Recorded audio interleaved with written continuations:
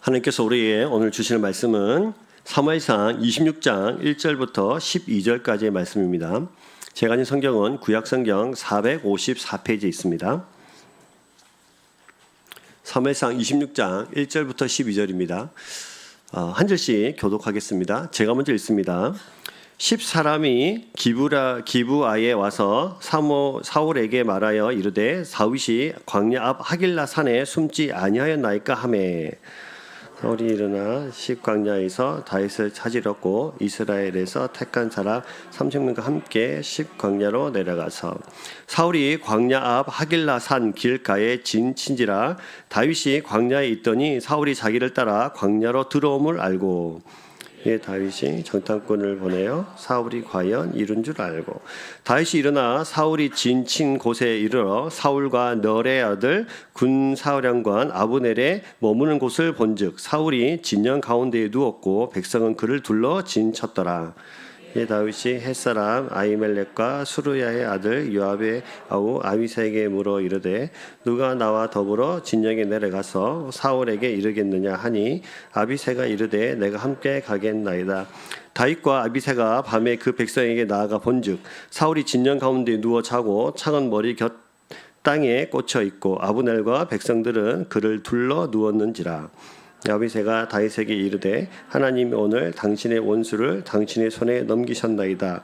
그러므로 청하오니 내가 창으로 그를 찔러서 단번에 땅에 꽂게 하소서. 내가 그를 두 벌 찌를 것이 없으리다 하니 다윗이 아비새에게 이르되 죽이지 말라. 누구든지 손을 들어 여호와의 기름 부음 받은 자를 치면 죄가 없겠느냐 하고 다윗이 또 이르되 여호와께서 살아계심을 두고 맹세하노니 여호와께서 그를 치시리니 혹은 죽을 날이 이기서거든 또는 전장에 나가서 망하리라.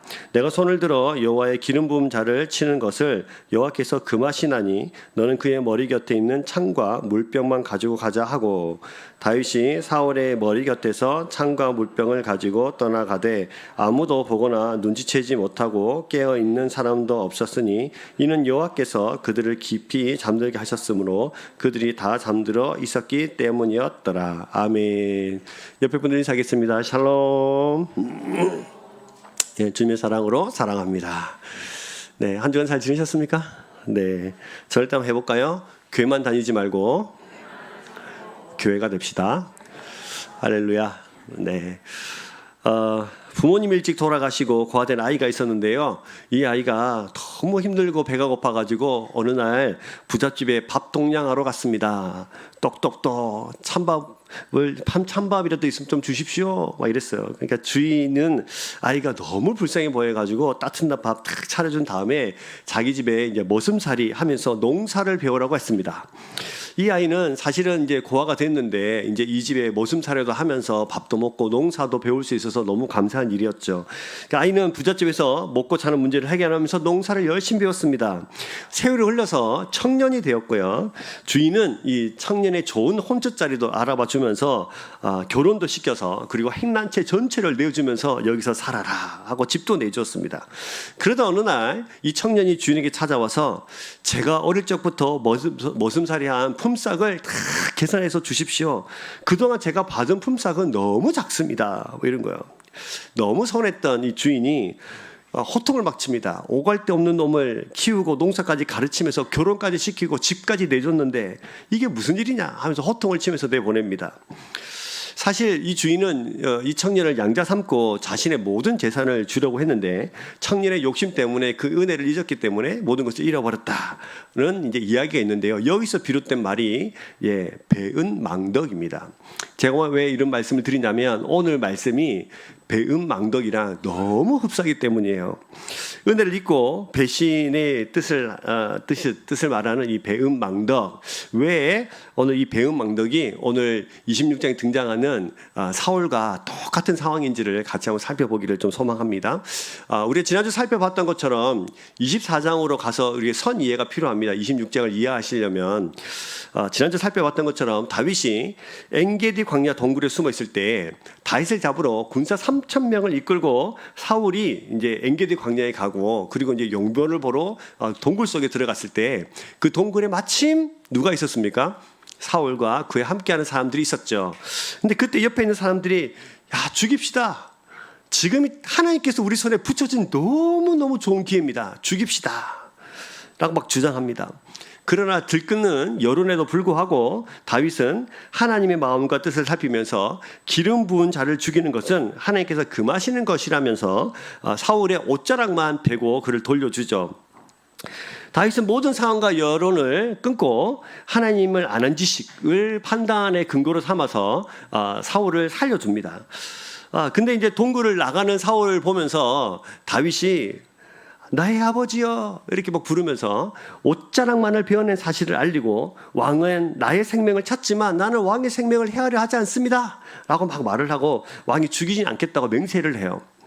그런데 이에 사울은 울면서 다윗에게 나는 너를 하는데 너는 나를 선대하니 너는 나보다 의롭다. 너는 반드시 왕이 될 것이고 네 자손들은 이스라엘 나라를 세우게 될 것이다. 너를 절대로 죽이지 않겠고 너희 후손들도 내가 죽이지 않겠다. 이러면서 다윗이 회개하는 모습을 봅니다. 자, 사울과 다윗의 관계는 24장에서 이렇게 회복되는 듯 같이 보였습니다. 근데 26장에 딱 와보니까 또 무슨 일이 벌어지냐면 1절과 2절에 보시면 같이 읽어볼까요? 시작. 10사람이 기브아에 와서 사울에게 말하여 이르되 다윗이 광야 앞 하길라 산에 숨지 아니하였나이까 하매 사울이 일어나 10 광야에서 다윗을 찾으려고 이스라엘에서 택한 사람 3,000명과 함께 10 광야로 가서 자, 다시 똑같은 상황이 26장에 오니까 또 벌어집니다. 10이라는 광야에 사는 사람들이 다윗이 숨어 있는 것을 보면서 또 사울한테 와가지고 좀 빌붙어가지고 뭐라도 또 떨어지는 국물이라도 있을까봐 다윗이 여기 숨어 있습니다. 막 이러니까 이전에 다윗이 24장에서 이야기했던 것처럼 나는 절대로 그를 죽이지 않겠다라는 것을 다시 기억했더라면 참 좋았을 텐데 그것을 잊어먹었는지 다시 3,000명의 군사를 모아가지고 다시 다윗을 뒤쫓아옵니다. 분명 24장에서 다윗으로부터 목숨을 건짐을 받았는데 그리고 회심한 것처럼 보였는데 사울은 10이라는 지역민들의 사울이 찾아와서 다윗의 식광야 하길라의 산에 숨어있다는 사실을 듣고는 동요하면서 그동안 자기가 회개하고 회심했던 모든 것을 다 잊어먹고 다시 다윗을 쫓기 시작한 것이죠. 사울이 어떻게 이럴 수 있을까요? 이것을 바로 우리는 이제 오늘 서두에서 말한 것처럼 배은망덕이라고 할 수 있지 않겠습니까? 왜 그럴까요? 사울은 왜 그럴까? 사울이 어떻게 그럴 수 있었을까요? 방법은 딱 하나입니다. 뭐가 문제냐면 자신이 저지르고 있는 죄를 직시하지도 못하고 자신이 지금 뭘 하고 있는지도 모른 채 계속 그 일을 지속하고 있었던 일이죠. 그러니까 24장에서 다윗을 죽이려고 하는 또 그 전에서 계속해서 다윗을 죽이려고 했던 이 사울의 몸부림은 아직도 계속되고 있어요. 뭘 하고 나서도 회심과 회개를 하고 나서도 말이죠. 자, 근데 이 사울의 이 입장을 보면서 어떻게 그럴 수 있을까 생각을 하겠지만 여러분 우리도 이와 똑같은 경험을 지금까지 한 적이 너무너무 많습니다. 그렇지 않습니까? 회개하고 회심하고 하나님 내가 절대 그러지 않겠습니다 해놓고 돌아서고 나서 똑같은 죄를 똑같은 상황에서 똑같이 저지르고 있는 우리의 모습을 만난 적이 있습니까 없습니까? 많이 있습니다.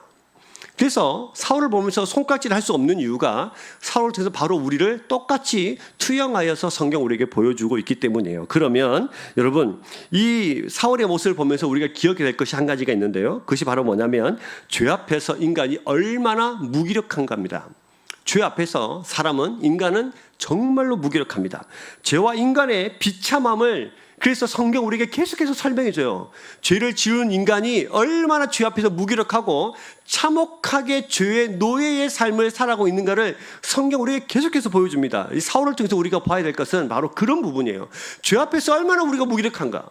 얼마나 우리가 의지를 다해서 이기려고 이게 되지 않는 일인가. 또 똑같은 죄를 반복하고 또 반복하는 인간의 모습을 보면서 인간은 소망이 없다는 사실을 발견하게 됩니다. 그러면 오늘 우리가 이 부분을 조금 우리 첫 번째 부분에서 좀 깊게 좀 살펴봤으면 좋겠습니다.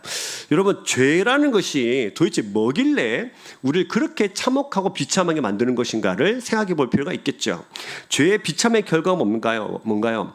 우리가 이 부분을 잘 아시려면 창세기 3장에서 인류의 최초의 대표였던 아담과 하와의 타락의 모습들을 성경 우리에게 잘 보여주고 있는데요. 죄를 짓기 전의 모습과 죄를 짓고 난 후, 그러니까 하나님께서 선악과를 먹지 말라고 명령하셨는데 그 명령에 불순종하기 전과 불순종한 이후에 그들의 삶이 완전히 180도 달라진 모습을 성경 우리에게 설명해 주고 있죠. 뭐가 달라졌나요? 두려움과 부끄러움, 수치심, 그리고 양심의 가책이 막 이게 아담과 하와를 막 찾아오게 됐죠. 두 번째는 두려움에서 사로잡혀서 하나님의 낯을 피해서 숨게 됐습니다. 이전에는 하나님 앞에 나아가고 만나는 것이 즐거웠는데 죄를 짓고 나니까 하나님의 낯을 피해서 숨게 되고 도망가게 되어지는 것이 사람이었어요. 그런데 이걸 통해서 우리가 알 수 있는 것이 뭐냐면 하나님과의 화목했던 관계가 깨지고 하나님과 원수가 된 겁니다. 죄의 비참한 첫 번째 결과는 하나님과 뭐가 되는 거냐면 원수가 되는 거예요. 두 번째 결과는 뭐냐면 하나님과 사람과 하나님 사이가 깨졌는데 사람과 사람과의 관계도 깨지면서 원수가 된 겁니다. 세 번째 결과가 뭐냐면 아담과 하와를 통해서 인류, 온 땅이 또 저주를 받는 거죠. 그래서 엉겅퀴를 내고 피조물 전체에 영향을 주게 됐습니다. 이것이 세 가지 죄의 영향력입니다. 하나님과의 관계가 깨지고 사람과의 관계가 깨지고 자연과의 관계가 다 깨어져 버린 것입니다. 자, 그런데 여러분 잘 보시면 하나님 말씀을 어김을 통해서 하나님과 관계가 깨지고 하나님께서 아담을 위해서 하와를 주셨을 때 뭐라고 했냐면 내 살 중에 살이요 뼈 중에 뼈라고 그렇게 기뻐했는데 이 죄가 하나님께 뭐라고 하냐면 이게 누구 때문이에요? 하와 때문이에요.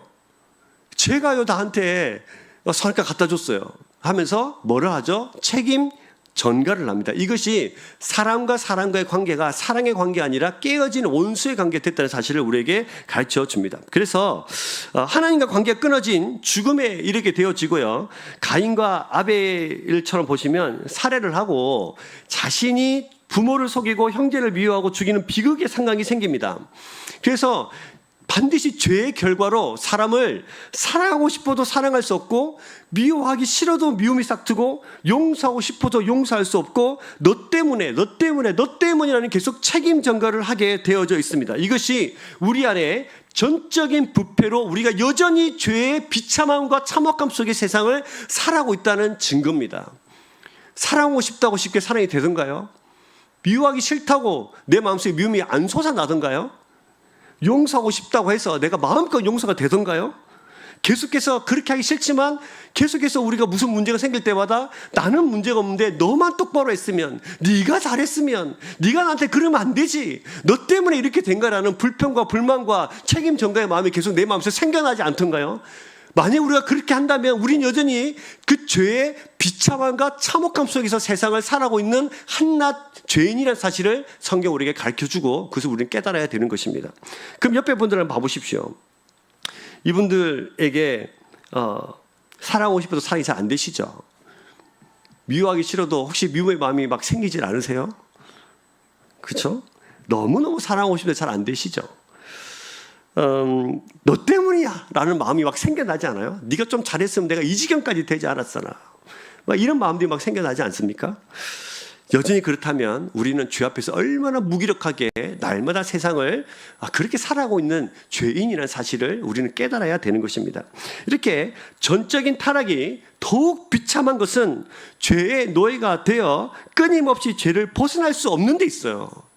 벗어날 수 없습니다. 타락 이후 인간은 본성과 성향 자체가 타락했기 때문에 의지를 다해서 죄를 짓습니다. 힘을 다해서 죄를 짓습니다. 내 자유의지를 다 들여가지고 죄를 지어요.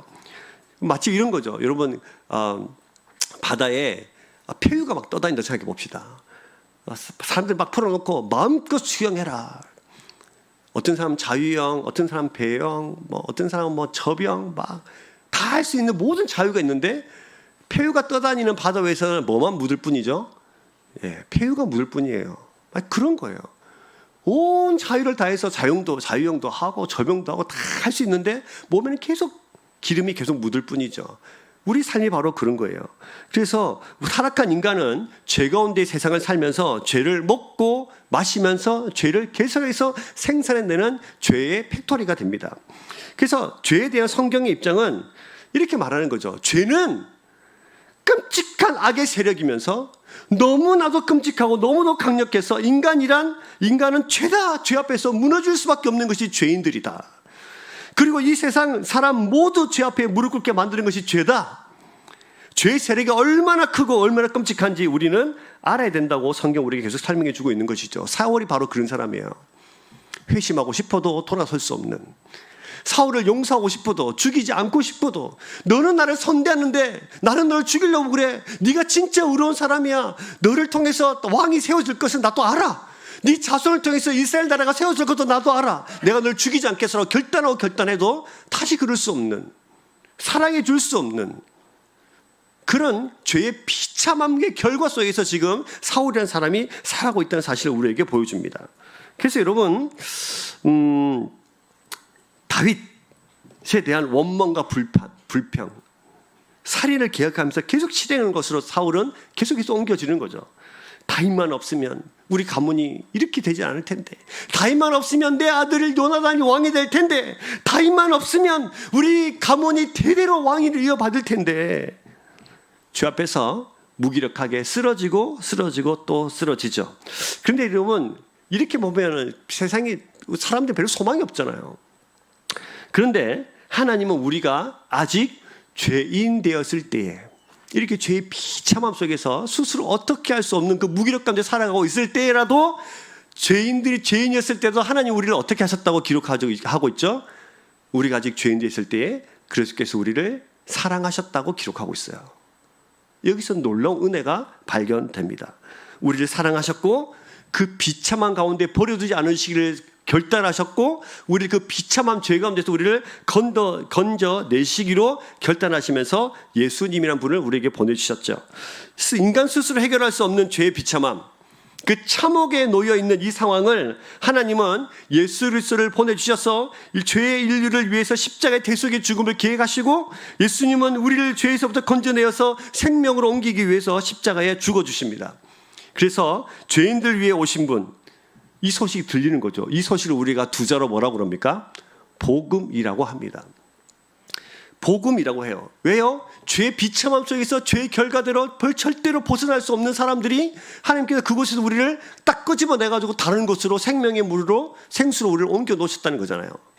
죽음의 가운데서 건져내셔서 생명으로 옮겨 놓으셨다는 데 있잖아요. 이게 바로 복음입니다. 더 이상 죄의 권세 아래 살지 않고 은혜의 권세 아래, 하나님의 권세 안에 살도록 하신 거죠. 이 복음이 믿어지는 사람들은 정말 복된 사람들입니다. 그런데 여러분 중요한 것이 있습니다. 은혜죠. 그런데 은혜로 구원받은 사람들이 하나같이 하나님 앞에 이 은혜를 깨닫고 난 뒤에 하나님의 반응이 똑같습니다. 뭐냐면 회개하는 거예요. 다시 말하면 은혜를 아는 사람들은 반드시 뭐 하게 돼 있어요? 회개하게 돼 있어요. 회개의 반응이 없다면 절대로 하나님의 은혜를 제대로 알 수 없습니다. 회개하지 않는다면 절대로 그 구원의 그 진정한 의미를 깨달을 수 없습니다. 왜 10년, 20년, 30년, 40년 교회 다녀도 그 은혜에 완전히 젖어들 수 없냐면 우리가 가진 것들을 회개하지 않기 때문이에요.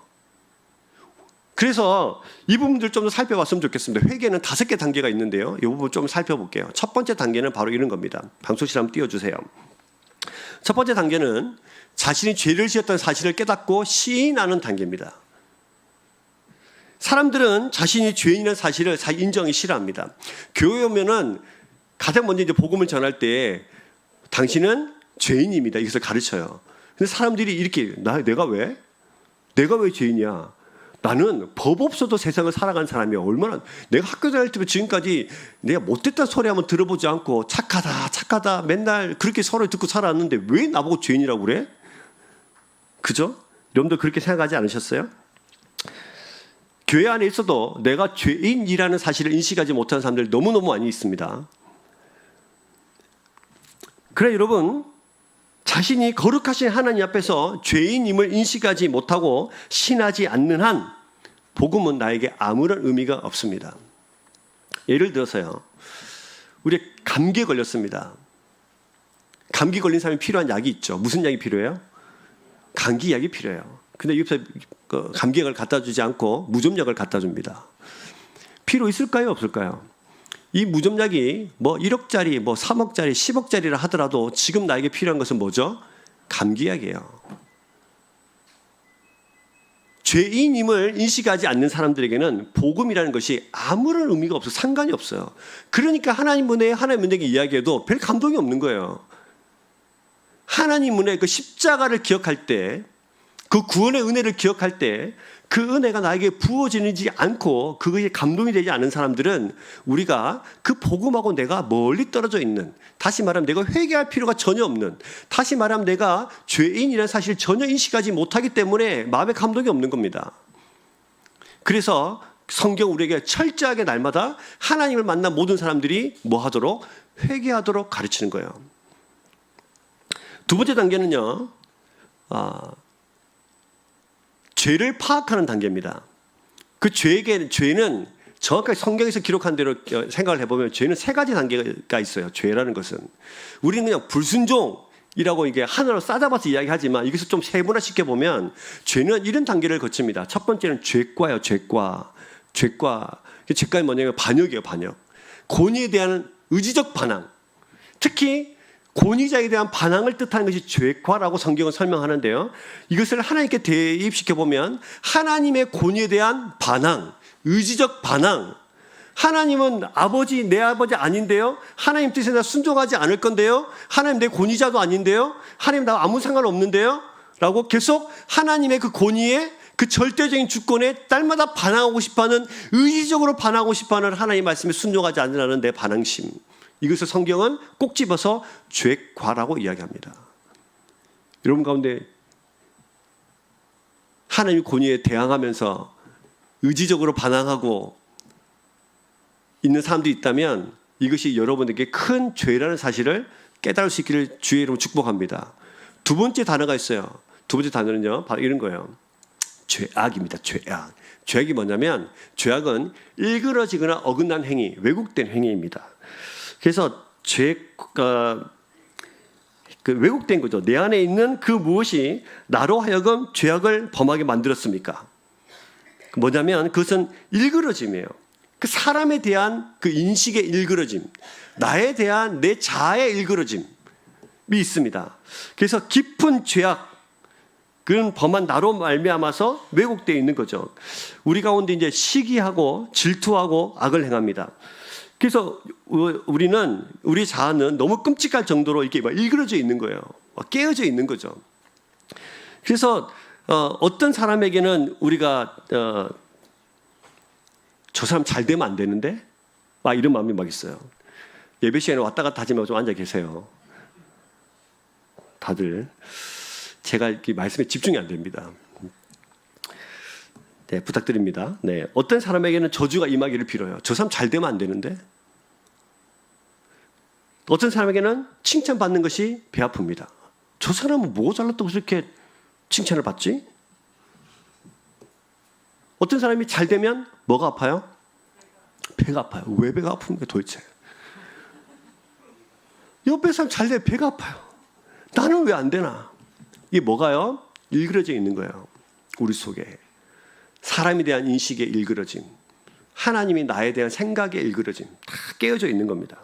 그런 생각은 그릇되고 어긋내고 일그러지고 추악하고 사악한 것입니다. 이것을 성경에는 죄악이라고 합니다. 세 번째는요, 죄. 우리가 가장 많이 알고 있는 죄죠. 죄는 관역을 벗어나는 것이 죄입니다. 우리가 그렇게 살아가야 하는 삶과 동떨어진 삶을 산다는 뜻이에요. 하나님께서 우리에게 이렇게 살아가라 라고 정해놓으시고 하나님께서 이렇게 살면 좋겠다라고 말씀도 하시는데 그 길로 가지 않고 계속 딴 길로 가는 거예요. 이것을 관역에서 빗나가다는 것이 죄의 의미입니다. 그러면 우리는 일관되게 계속해서 하나님의 의도와는 다른 삶을 계속 살아가고 있는 거죠. 이것을 뭐라고 한다고요? 죄라고 말해요. 그럼 이것을 세 가지 다 살펴보시면 하나님의 권위에 대해 대항하는 것, 하나님에 대한 인식의 일그러짐, 사람과 사람과에 대한 인식의 일그러짐, 모든 것이 일그러짐으로 질투하고 시기하고 욕심 가지는 모든 것들, 그리고 하나님께서 나에게 살아가라고 명령하신 그 말씀에 전혀 다른 방향으로 다른 의도로 다른 행동과 삶으로 살아가고 있는 모든 것을 앞에서 뭐라고 한다고요? 죄라고 말하는 거죠. 이것을 회개의 두 번째 단계는 이것을 인식하는 겁니다. 내가 하나님께 반항하고 있구나. 내가 하나님 앞에 죄를 짓고 있구나. 내가 하나님 앞에서 일그러진 상태로 살아가고 세상을 살아가고 있구나. 내가 사람을 사랑해야 되는데 계속해서 아담이 하와에게 죄 때문에 그랬어요라고 말하는 것처럼 계속해서 비판하고 삿대질하고 너 때문에 그래라고 계속 이야기하고 그런 너 때문에 그러는데 나는 잘 못되고 네가 잘 되는 것을 보면서 시기와 질투와 아픔을 가지고 있는 그 모든 것이 일그러진 나의 상태. 하나님께서 이렇게 살아가라고 말씀하시는데 그렇게 살아가지 못하는 전혀 다른 삶을 살아가고 있는 모든 것들을 앞에서 죄라고 말하는 것입니다. 회개는 이것들을 통틀어서 이 죄를 깨닫는 데 있어요. 이것이 죄구나. 다음 단계는요, 세 번째 단계는 바로 이런 단계입니다. 자신의 삶과 행동이 하나님의 목전 앞에서 그분의 뜻을 거스르고 있음을 깨닫고 고백하는 단계입니다. 이게 뭐냐면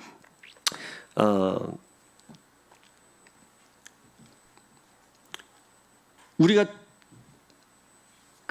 본질적으로 주님에 대한 범죄를 인식하는 거예요.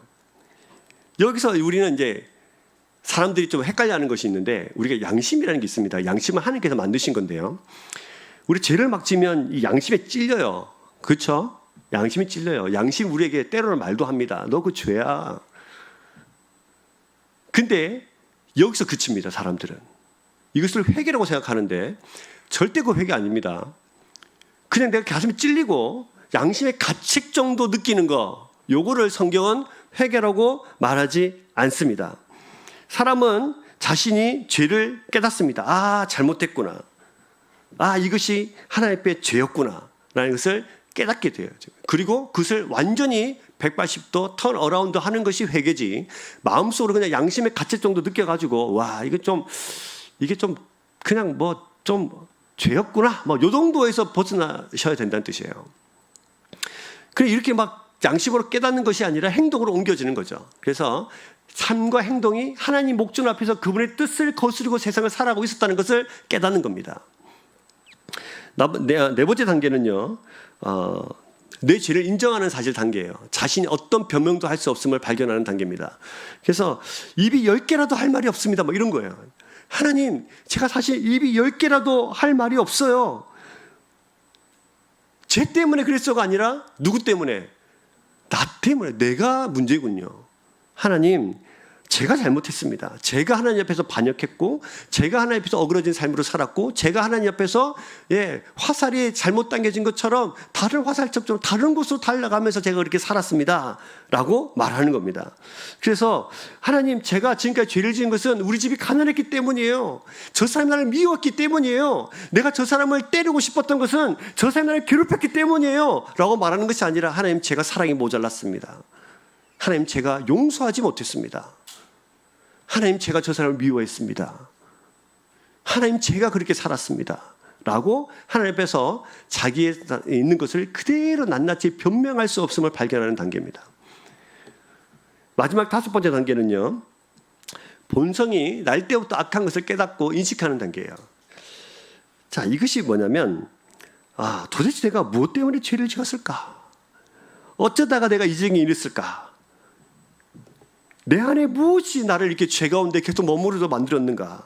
시기, 질투, 미움, 악의 탐욕, 욕망, 유욕, 정욕인가? 도대체 뭐지? 마침내 현실을 직시하게 된다는 그런 뜻에서의 선언이에요. 내 본성이 부패했고 내 마음은 악으로 가득 찬 것이 틀림없다. 근데 내가 부패해서 그렇다.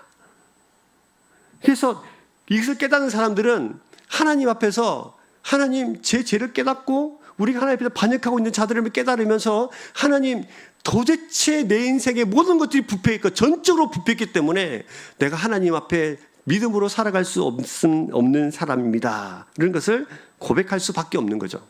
그래서 내 안에 아무런 선한 것이 없음을 깨닫고 은혜를 갈구하게 됩니다.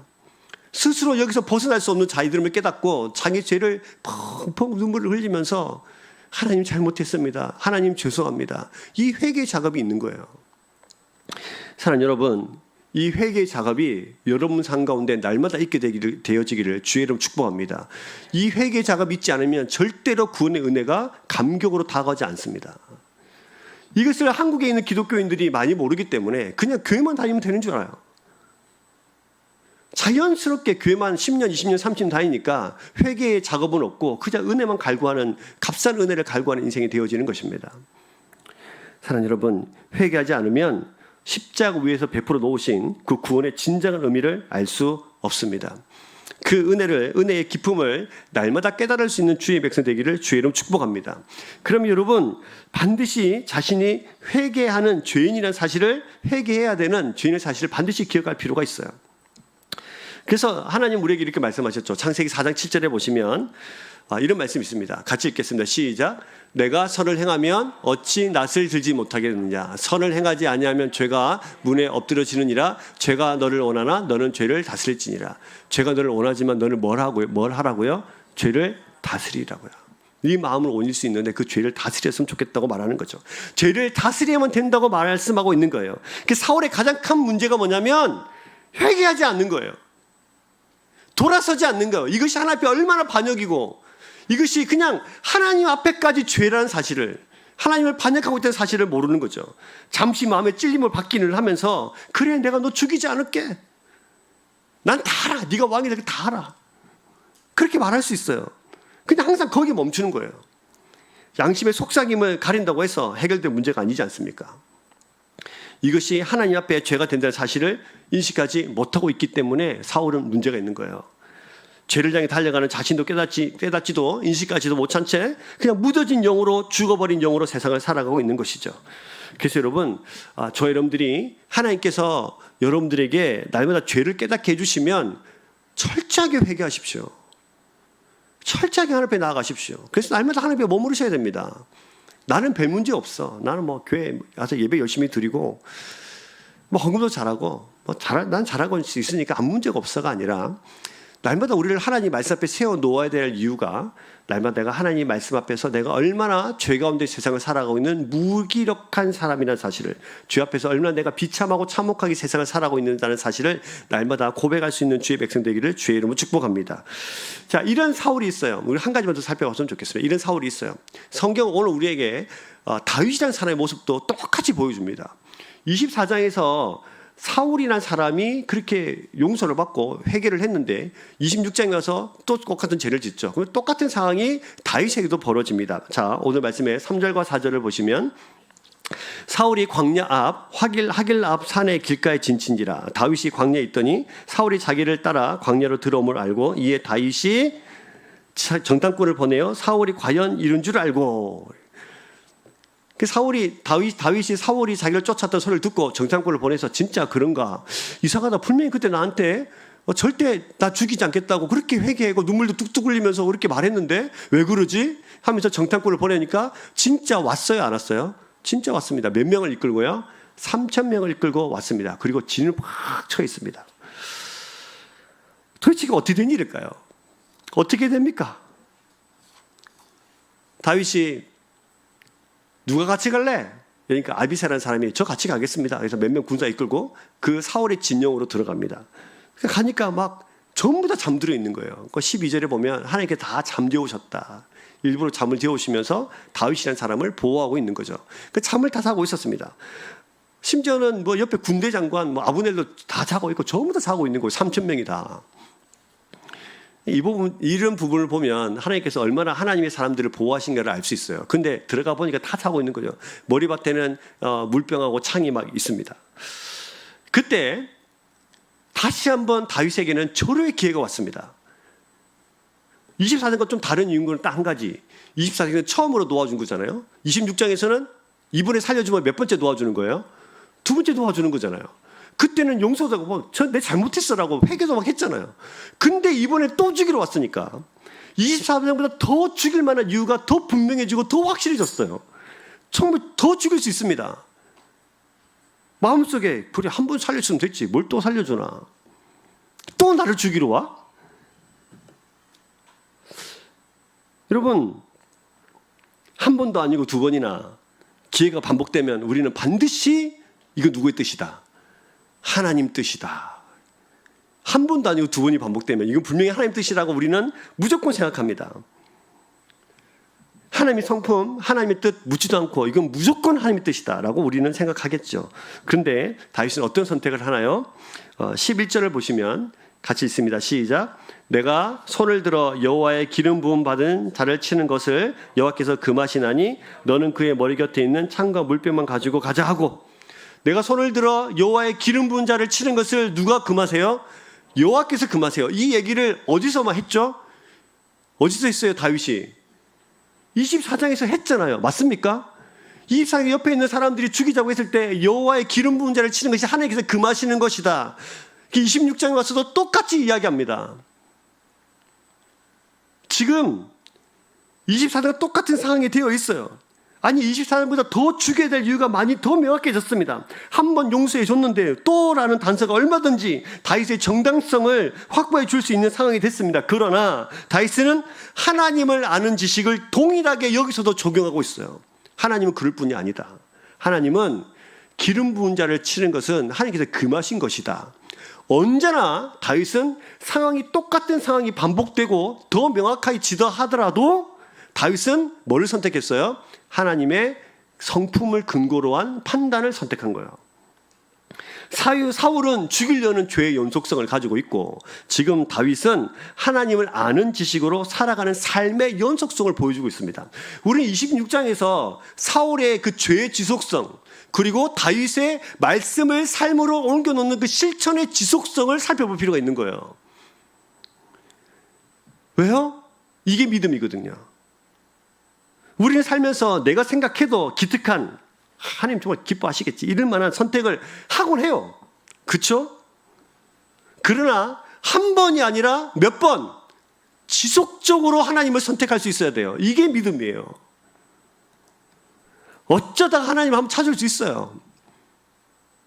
내가 맨날 기도하지 않다가 어쩌다 한 번씩 기도할 때 있잖아요. 그죠? 말씀이 전혀 관심 없다가 어쩌다 하나님을 알아주고 싶을 때가 있어요. 수련회 마치고 나면 와, 내가 진짜 신앙생활 열심히 해야 되겠는데, 내가 진짜 성경 열심히 읽어야 되겠는데, 막 이럴 때 있잖아요. 근데 한두 장 읽다가 언제 그랬냐는 뜻이 그만둡니다. 큐티 열심히 해야지. 근데 하루 이틀 하다가 그만둬요. 지속적이라는 것은 끊임없이 계속적으로 그것을 한다는 뜻인데, 이것은 큰 차이가 있습니다. 어쩌다 한 번이 곧 나의 믿음의 척도가 아니에요. 어쩌다 한 번 하는 것을 나는 원래 그런 사람이라고 착각하지 마십시오. 착각하면 절대로 안 됩니다. 지속되는 선택이 있어야 합니다. 다윗처럼. 한 번이 아니라 계속된 믿음의 선택이 있어야 합니다. 우리가 착각하는 것은 어쩌다 한 번으로 내가 원래 그런 사람이야, 나는 원래 그런 사람이야, 나는 원래 기도하는 사람이야, 나는 원래 말씀 속에 살아가는 사람이야 라고 착각하는 데 있어요. 이런 사람들은 예전에는 이렇게 말해요. 예전에는 예배도 열심히 드렸는데, 예전에는 찬양도 열심히 했는데, 교회도 열심히 섬겼는데, 헌금도 열심히 했는데, 교회 봉사 열심히 했는데, 그 말은 옛날에 그랬다는 거잖아요. 맞죠? 지금은 그랬다는 거예요? 안 그랬다는 거예요? 안 그랬다는 거예요. 지속력이 없는 거예요. 한 번 그럴 수 있어요. 뭐 한 몇 개월 그렇게 살 수 있어요. 그러나 여러분, 우리에게는 끊임없이 주님 앞에 달려갈 때까지 우리의 인생에는 것이 남아 있습니다. 우리 인생 6개월로 끝납니까? 한 달로 끝납니까? 1년으로 끝납니까? 아니죠. 우리는 주님 앞에 설 때까지 끊임없이 말씀의 연속성을 가진 주님의 믿음의 사람 되기를 주의 이름 축복합니다. 그럼 왜 지속적이지 못하나? 왜 지속적일 수 없을까? 뭐가 있기 때문입니까? 유혹이라는 것이 있기 때문이에요. 유혹이라는 것이 있어요. 8절을 볼까요? 8절 읽습니다. 시작. 아비새가 다윗에게 이르되 하나님 오늘 당신의 원수를 당신의 손에 넘기셨나이다. 그러므로 청하오니 내가 창으로 그를 찔러서 단번에 땅에 꽂게 하소서. 내가 그를 두 번 찌를 것이 없으리다 하니. 아비새가 옆에서 막 말하는 거예요. 전에는 24장에서는 옆에 있는 사람들이 다윗 보고 죽이라고 그랬어요. 그렇죠? 근데 26장에 와서는 뭐가 달라지냐면 아비새가 자기가 죽이겠대요. 멋지잖아요? 아비새가 죽이겠대요. 그러면 누구 손에 피 안 묻혀도 되죠? 다윗 손에 피 안 묻혀도 됩니다. 장난 아니죠? 그것도 아비새가 뭐라고 하냐면 왕이시여, 다윗이요. 2번도 아니고 몇 번이면 돼요? 1번이면 됩니다. 허락만 해주면 내가 단번에 당신 손에 피 묻히지 않고 저 창으로 사울을 단번에 죽일 수 있습니다. 엄청난 유혹이에요. 변명할 수 있잖아요. 내가 아닌데? 내가 안 죽였는데? 하나님께도 이렇게 말할 수 있잖아요. 하나님 사실 제가 죽인 거 아닙니다. 아비새가요. 아비새가 한 방에 죽일 수 있다고 이야기했어요. 아비새가 죽였다고 말할 수 있잖아요. 이게 바로 유혹이에요. 내 안의 욕망을 살짝 건드려 놓는 거예요. 다윗도 그 안에 얼마나 사울이 없으면 좋겠다고 생각했겠습니까? 사울만 없으면 내가 이제 도망자 신세가 안 될 수도 있는데. 그러나 그때 이 유혹 앞에서 우리의 믿음의 지속성을 가질 수 있는 것은 그때라도 다시 하나님의 성품을 끄집어내서 하나님이 누군가를 묻고 하나님은 기름 부은 자를 치는 것을 금하시는 분이시다를 다시 끄집어내서 다시 하나님을 선택하는 것입니다. 이게 유혹을 이겨내서 믿음의 지속성을 가질 수 있는 방법이에요. 사랑하는 여러분, 한 번으로 만족하지 말고 이 믿음의 지속성을 가질 수 있기를 주의 이름으로 축복합니다. 이 너무너무 중요합니다. 갈라디아서 5장 7절에 보시면 이런 말씀이 있어요. 너희가 다름질을 잘하더니 누가 너희를 막아 진리를 순종하지 못하게 하더냐. 갈라디아 교회 사람들이 처음에는 믿음으로 잘 달려갔대요. 근데 어떤 사람들이 막아서 진리에 순종하지 못하도록 했어요. 그러니까 지금 갈라디아 사람들은 바울이 저 편지를 쓰는 것은 갈라디아 사람들이 이전에는 잘했는데 지금은 순종하고 있다는 뜻입니까? 못하는 뜻입니까? 순종하지 못하고 있다는 뜻이에요. 그래서 갈라디아서 5장 12절에는 바울은 다시 이렇게 이야기하죠. 같이 읽겠습니다. 시작. 너희를 어지럽게 하는 자들을 스스로 베어버리길 원하노라. 너희를 진리에서 떠나게 하는 그 어떤 것들이 있다면 그것을 모두 다 뭐해라? 베어내라. 우리를 순종하지 못하게 하는 많은 유혹들이 있다면 그것을 과감하게 잘라내라. 그래야 너희들이 그 유혹 앞에서 이기면서 그 말씀의 지속성을 가지고 믿음의 사람으로 살아갈 수 있다라고 말씀하고 있는 거예요. 자, 여러분, 믿음에는 꾸준함이 필요해요. 그게 믿음이에요. 뜨거웠다가 금세 식어버리는 냄비 같은 신앙은 사실 건강한 믿음을 갖기는 어렵습니다. 이스라엘 백성들이 출애굽에서 홍해를 건너는 기적을 경험했죠. 근데 진짜 시험은 그 다음부터 시작됩니다. 약속의 땅 가나안 땅에 바라보면서 달려가도 모자랄 판에 자꾸 힘들고 어려울 때마다 뭐가 생각나냐면 옛날에 생각나는 겁니다. 그때 애굽 땅에 있었으면 더 좋았을 낀데, 그때 있었으면 부추도 먹고 고기도 먹고 그때 더 좋았을 낀데 우리 죽이려고 여기 데려왔나. 신앙생활을 하고 나면, 믿음이라는 것을 가지기 시작하면 하나님이 기뻐하지 않는 것에 대한 부담을 갖기 시작하죠. 왜냐하면 하나님이 그것을 지적하기 때문이죠. 아까도 말한 것처럼 죄가 기억나게 해요. 죄과 반역, 또 화살에 잘못 날아가는 것처럼 하나님 앞에 그 하나님이 원하시는 그 삶을 전혀 다른 방향으로 살아가는 많은 것들이 우리 속에 막 있어요. 왠지 술도 먹으면 안 될 것 같고, 담배 피우면 죄 짓는 것 같고, 11조 헌금 안 되면 하나님 것 떼먹는 것 같고, 또 미워하는 마음이 생기기도 하면 왠지 하나님은 나를 지켜보는 것 같은 불편한 마음들이 막 되게 생기잖아요. 그때 우리 속에 드는 생각이 뭐죠? 그때 우리 속에 드는 생각은 옛날이 좋았는데요. 뭐처럼? 이스라엘 백성들처럼. 옛날이 좋았는데 차라리 예수 안 믿으면 더 좋았을 텐데, 차라리 교회 안 다닐 때가 더 편했는데, 내 마음대로 살 때가 더 편했는데. 아니에요, 여러분. 그러면 어떻게 지속된 선택을 할 수 있을까? 예수 그리스도를 닮는 겁니다. 왜냐하면 하나님은 한 번만 우리를 선택하시고 한 번만 우리를 사랑하신 분이 아니라 하나님은 끊임없이 우리를 사랑하신 분이기 때문에 하나님의 성품이 다시 회복되어지는 거예요. 이 놀라운 사실이에요. 자, 여러분, 하나님이 여러분들을 한 번만 사랑하셨어요? 그렇습니까? 아니죠. 하나님이 여러분에게 한 번만 은혜를 베풀어 주셨나요? 아니죠. 하나님이 여러분의 기도에 한 번만 응답하시던가요? 아니죠. 계속해서 우리를 사랑하시고 이끌어주시고 회복시켜 가시는 분이 하나님이십니다. 믿으십니까? 그 하나님의 성품이 우리 속에 하나님을 닮아가게 되어지면 우리도 점점 하나님을 한 번만 아니라 두 번, 세 번, 네 번 계속해서 하나님을 선택하는 사람들이 되어집니다. 그래서 여러분들이 기도해야 될 것이 있어요.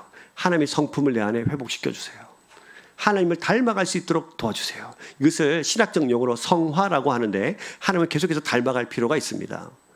이것이 우리의 기도가 되어야 합니다. 한 번 사건도 있어요. 단 한 번만, 하나님께 딱 한 번만 해주신 것도 있어요. 뭐냐면 십자가에서 달려 돌아가신 거죠. 근데 이 단번은 영혼을 위한 단번이에요. 우리 죄를 단 한 번에 다 씻겨주셔서 영원히 하나님의 자녀, 하나님의 백성이 되도록 우리를 이끌어 가시는 것입니다. 그래서 하나님은 한 번은 영혼을 위한 한 번이에요. 놀랍죠, 여러분. 그래서 우리는 뭐라고 말하냐면 하나님을 알파와 오메가라고 말합니다. 하나님은 처음이요 마지막이에요. 한 번 시작하면 끝까지 우리를 사랑하신 분이세요. 우리 또한 하나님을 그렇게 사랑해야 합니다. 우리 또한 하나님 앞에 계속해서 그 지속되어지는 그 선택들을 가지고 믿음의 삶을 살아가야 합니다. 여러분, 오늘 좀 이제 말씀을 좀 마무리해 보겠습니다. 이제야 마무리하시나 뭐 이런 마음이 있으실 텐데, 두 가지로 오늘 말씀드렸어요. 기억하십시오. 회개. 죄를 지속하는 사울을 보면서 그는 회개할 필요가 있었습니다. 두 번째는 믿음의 연속성이에요. 이 두 가지만 다 기억해 주세요. 우리 가운데 죄의 지속성을 가진 사울의 모습이 있다면 철저히 회개하고요. 지금부터라도 우리가 계속된 그 약속을, 하나님의 그 성품을 가지고 계속해서 영원한 지속성을 가져서 믿음의 선택이 한 번이 아니라 영원성을 가진 선택의 사람들이 되어지기를 주의 이름으로 축복합니다. 옆에 있는 분들에게 참 철다해서 축복해 보겠습니다. 당신의 삶은 말씀을 계속해서 선택하는 지속성을 가지기를 소망합니다. 할렐루야. 예, 착각하지 맙시다. 한두 번이 우리의 믿음이 아니에요. 한 번이 아니라 주님 오시는 그날까지 계속해서 하나님을 선택해가는 저와 이름의 삶이 되기를 주의 이름 축복합니다.